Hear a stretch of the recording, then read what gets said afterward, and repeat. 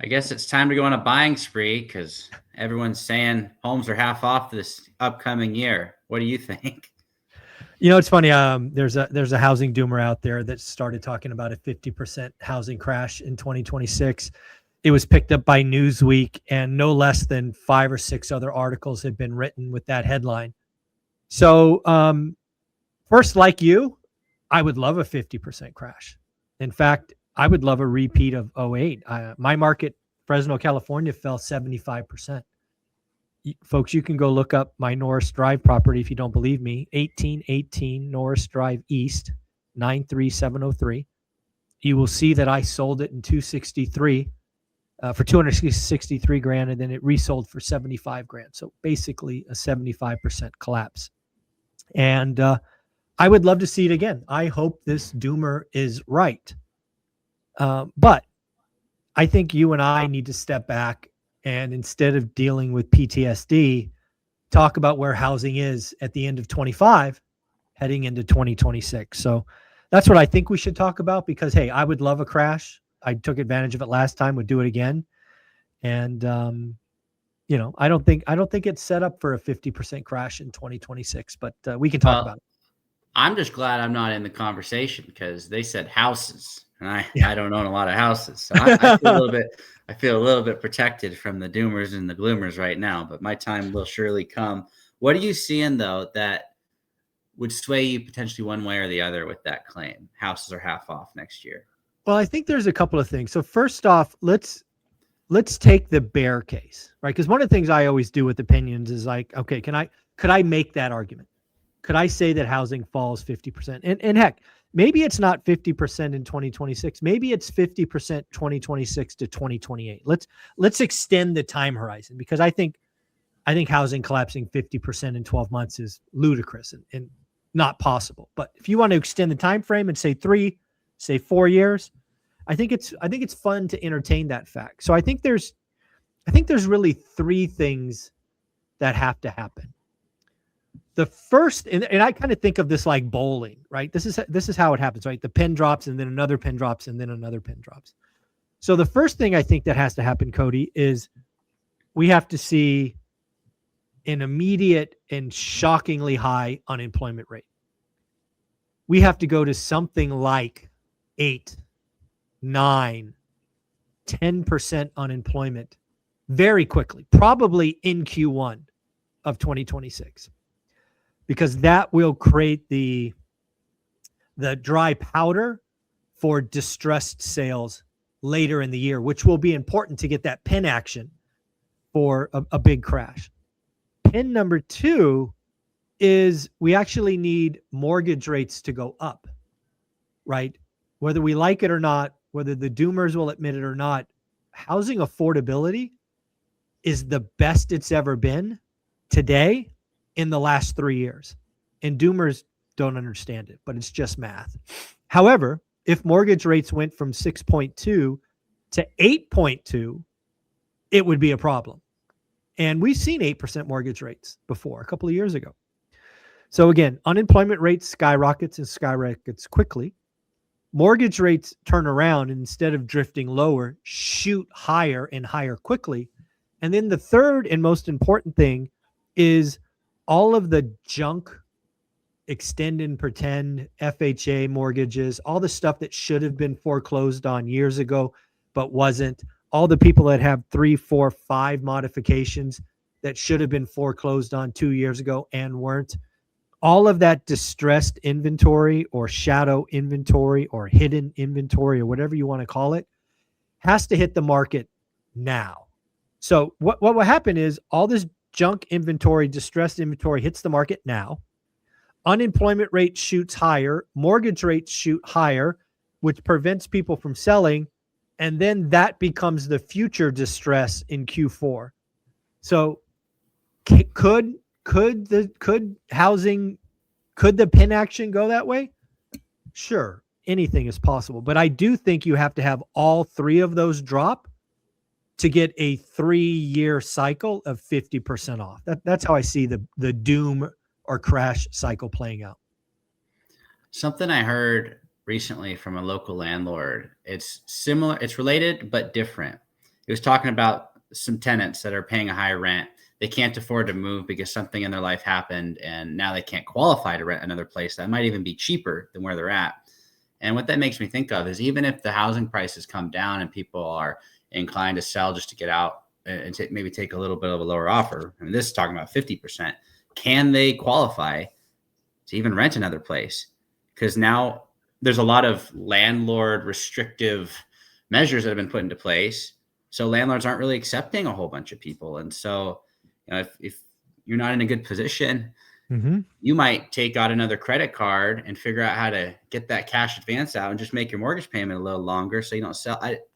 I don't see how, like you mentioned, it could drop in half in a year.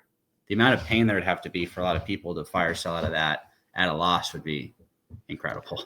Well, let's not forget there's actually a fourth pen that I didn't talk about, never have talked about, but you brought this up, so we have to throw this in here.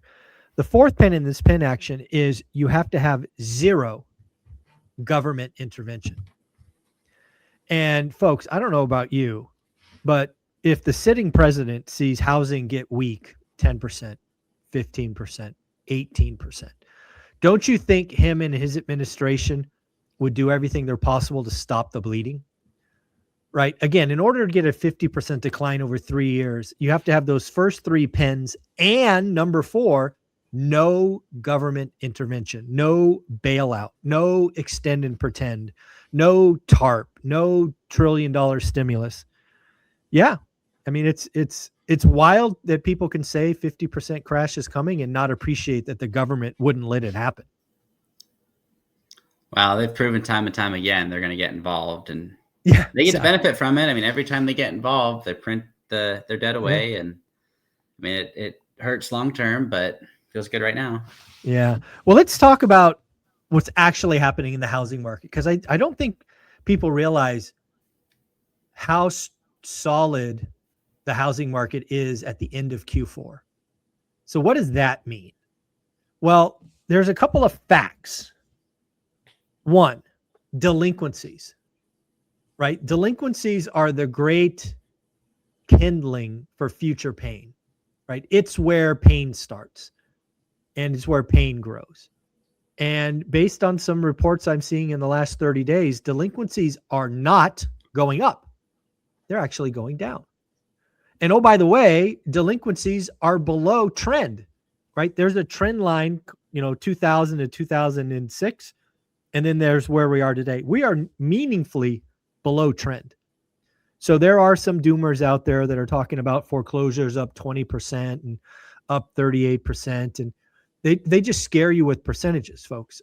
Let me remind you, going from 10 foreclosures to 12 is a 20% increase. So today, the last report I read, we're doing about 35,000, 38,000, let's call it 40,000 foreclosures a month. Back in prime time, we were doing 300,000. Wow. So it's not even close, right? So the first thing is delinquencies are not getting worse. They're actually getting better, which again, the doomers not want to acknowledge. The second thing, Cody, that I think is shocking to most people, and I said it earlier, but I wanted to put it here as well, affordability. Affordability sucks.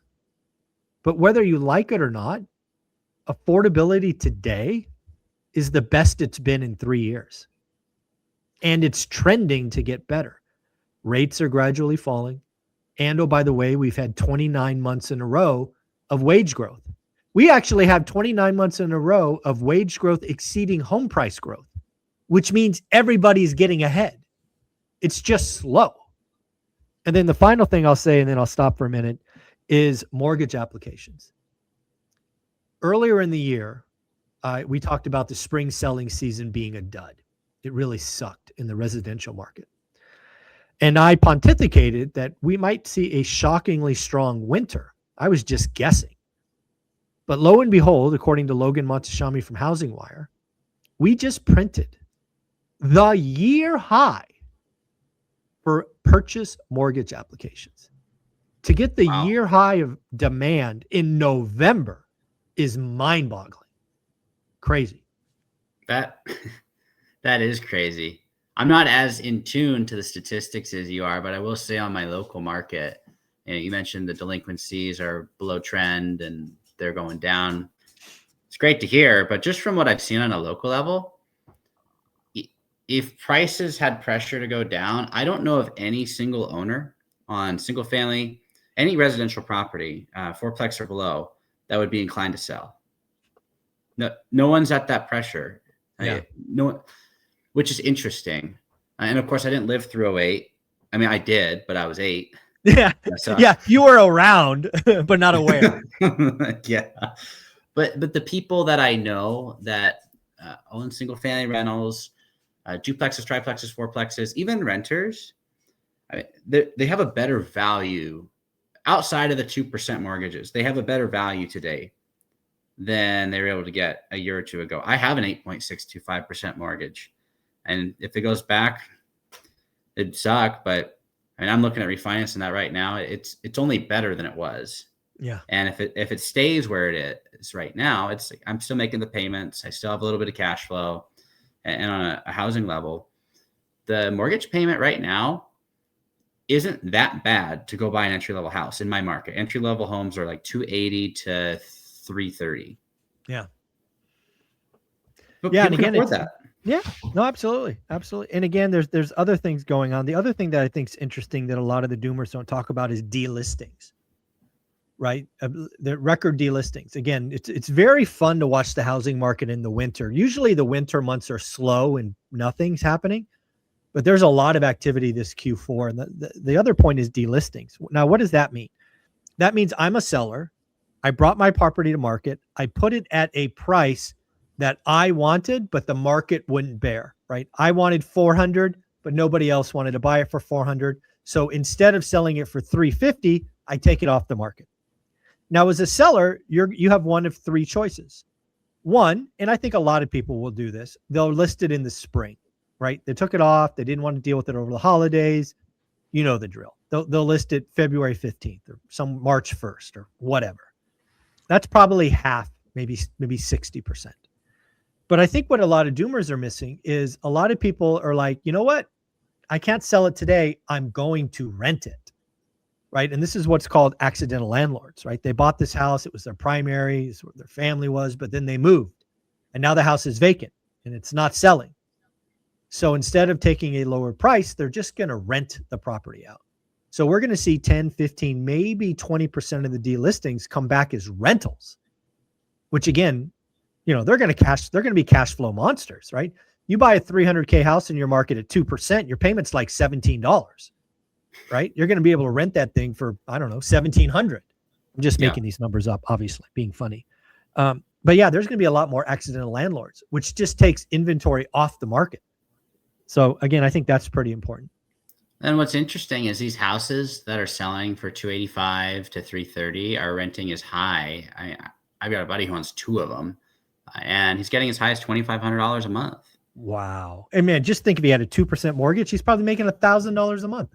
It's crazy. Absolutely. Yeah. And now there's interest-only products to ease the pain. If maybe you didn't get the 2%, maybe you're in the 5s and you take it to 6 IO. There's ways to help ease that pain for people. Yeah. And I'm seeing that too, because you see on Zillow, it shows you their history. It's like listed, taken off the market, rent it, $1,800 or whatever the number is. And exactly. Yeah. So again, I think a lot of people are like, hey, these properties can't sell. They're going to come back at lower prices. No, they're not. This is called price elasticity. The seller didn't get what they wanted and they're just going to rent it out. And it won't be inventory for years, right? Maybe 3, 4, 5 years from now, it'll come back on, but undoubtedly come back on at a higher price. And then the last thing I think we should talk about is just where mortgage rates are going, right? This is absolutely a wild card. As I said in the opening, they could go to 8% again. But if you look at the trend line, you look at where the 10-year note is going, you look at the mortgage spreads, you look at the fact that Jerome Powell is going to be out. We probably get a December rate cut. We probably get a couple more rate cuts next year. Heaven forbid, Cody, the Fed starts buying mortgage-backed securities again. Ooh, mortgage rates could get in the mid-5s, and then what happens? Watch out. Well, so I was thinking about this. If rates, and the number for me was about 5.5. if commercial rates for my type of inventory get to 5.5, I'm out. Like I made it. I'd be able to refinance it on a 7 or 10 year fixed loan, and I would have enough liquidity and cash flow to not think about it. I would just be done. Let's put some, because again, I think it's coming, right? What are commercial rates today for you? I haven't looked at a commercial in a long time. What are they like, in the low 6s?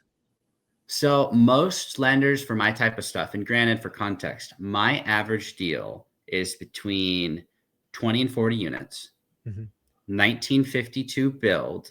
So older, yeah. Studio, 1 bed, 2 bed. That is my bread and butter single level apartment. So it's Rambler style. And they usually have a park in the middle of it. But it's not the really big deals, and it's not the really small deals. It's kind of in the middle. Right. Average rate 6.5. That's going to be on that's going to be on a 30-year AM right now. And I'm typically 65 to 70% leveraged. I levered up a little bit to do some of my acquisitions over the last couple of years. And that's nice. Yeah. So, if I have one of my deals, I owe $2.5 million, it appraised for 3.9. My rate on it's 7. If it goes to 5.5 and I don't pull money out, 1.5 on $2.5 million for just me is like $3,000 a month. Yeah. Well, even better. You go into that deal. Let's just, wink, wink, nod, nod. Rates are 5.5. You go take $250K out, only 250. And you probably get $250K as dry powder, and your payment goes down $2,000, something like that. Yeah. Yeah. So I would bet, just between friends, I put $1 on it with you if you like. You're going to see a chance in 2026 to get 5.5. I think it's coming.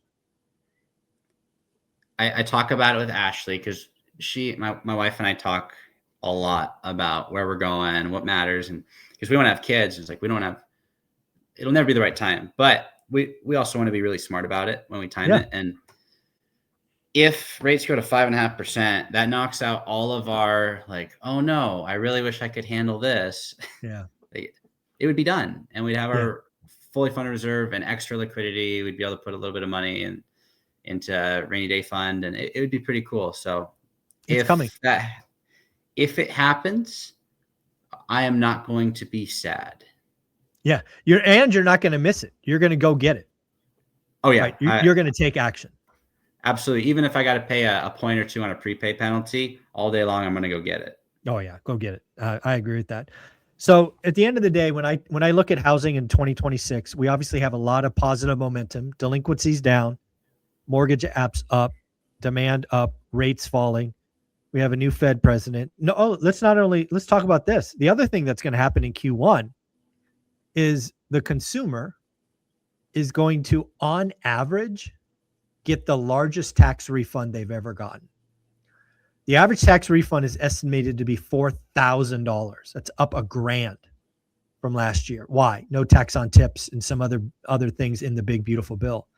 And I don't know if you guys have learned anything since the pandemic, but when the average consumer gets another big check or free money, now I'm not saying an IRS return is free money, but that's what people think it is. It's money they didn't plan for, so it's free to them. They're going to do what they always do, Cody. They're going to go spend it, don't you think? Oh yeah, and let's play with the doomer math. That's not $1,000. That's a 33% increase from the 3,000 average. Exactly. It's 33% more money from the government. I love how you did that there. And lastly, we are without question going to have a new Fed president. It is without question going to be somebody that bends the knee to Donald Trump, President Donald Trump. So you're going to have at least the Fed president pushing for cuts. Will the Fed stand up, have a backbone, right? There are 12 voting members. It is no guarantee. But if you learned anything from Greenspan, Bernanke, Yellen, and Powell, the Fed president carries a big stick. And they will likely push rate lowers. The big wild card for me in all of this is, will the Fed turn on the money printer again and buy mortgage-backed securities? You want to know why so many people got sub 3% mortgages? Is because the government blew up their balance sheet and bought mortgage-backed securities. If they do that trick in 2026, watch out. Well, we'll be there to take advantage of it, as well as majority of your listeners. If they're brand new, they better get on the 8 ball Yeah. right now. But there you go. There you go. This is a all lot of right. fun talking about it. Again, I don't see a 2026 housing crash. I don't see a 50% from 26 to 28. But hey, I told you how it could happen. And I also talked about what's happening in 2025. Cody, you're going to be the opening speaker at our event in February. Where can people find you? Cody Davis Business Adventures on YouTube. Finally passed 1,600 subscribers, ticking up slowly but surely. Keep it up, man. You're doing great work. Thanks again. Thanks.